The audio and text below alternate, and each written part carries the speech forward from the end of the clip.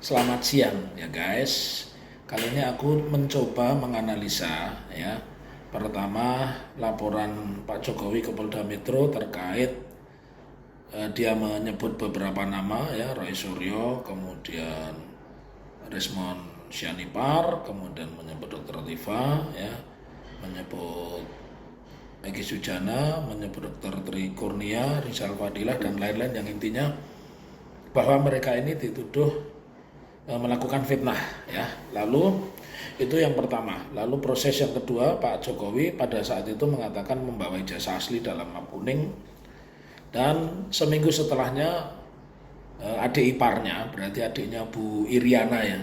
Bu Iriana ini ya, kalian tahu ya, Bu Iriana ini dengan saya sekolahnya kakak kelas. Jadi saya lulus SMA 384, Bu Riana itu istrinya Pak Jokowi itu lulus SMA 3 Surakarta tahun 83. Nah, saya tidak bahas itu, tapi saya bahas bahwa mereka menyerahkan bukti-bukti jasa asli. Jelas itu semua media memuat, dari perguruan tinggi, SMA, SMP sampai dengan SD ya guys ya, perguruan tinggi, SMA, SMP sama dengan dan SD. Tapi apa yang terjadi ya, dari bagian humas itu Polda berikutnya di bagian ketiga mengatakan bahwa yang diserahkan itu fotokopi bukan asli. Nah, kalau kita kuak di pasal 242 KUHP, maka apa yang disampaikan itu bisa masuk kategori pemberian keterangan palsu di dalam akta otentik, karena orang membuat laporan polisi, membuat pengaduan itu kan aktanya otentik, bukan akta buatan guys.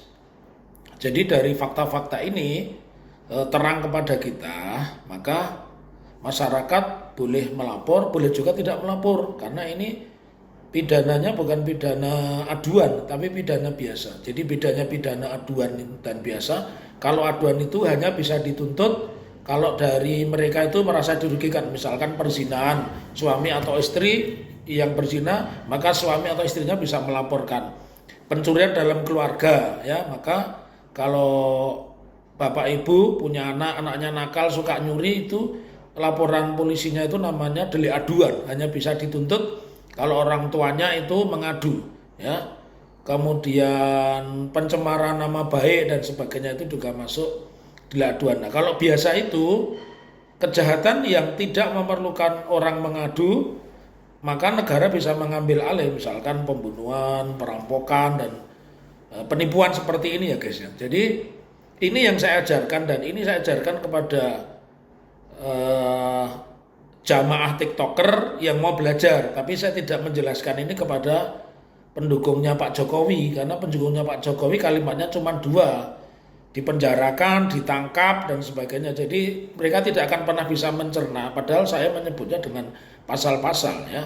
Jadi ini merupakan satu bentuk kontrol sosial, bahwa orang tidak boleh di muka umum itu dengan enaknya mengatakan asli, kemudian merubahnya menjadi tidak asli, atau asli kemudian merubahnya menjadi fotokopi. Dan terakhir di konklusinya ini menandakan kepada kita sampai hari ini tidak pernah ada ijazah asli itu ditunjukkan. Oleh karenanya tidak ada pasal yang bisa dikenakan kepada Roy Suryo, Resmond Sianipar, Dr. Tifa, Egy Sujana, kemudian tidak juga pada Pak Rizal Fadilah ya, dan Bu Tri Kurnia ya. Itu tidak bisa, karena yang aslinya belum pernah ditunjukkan begitu ya.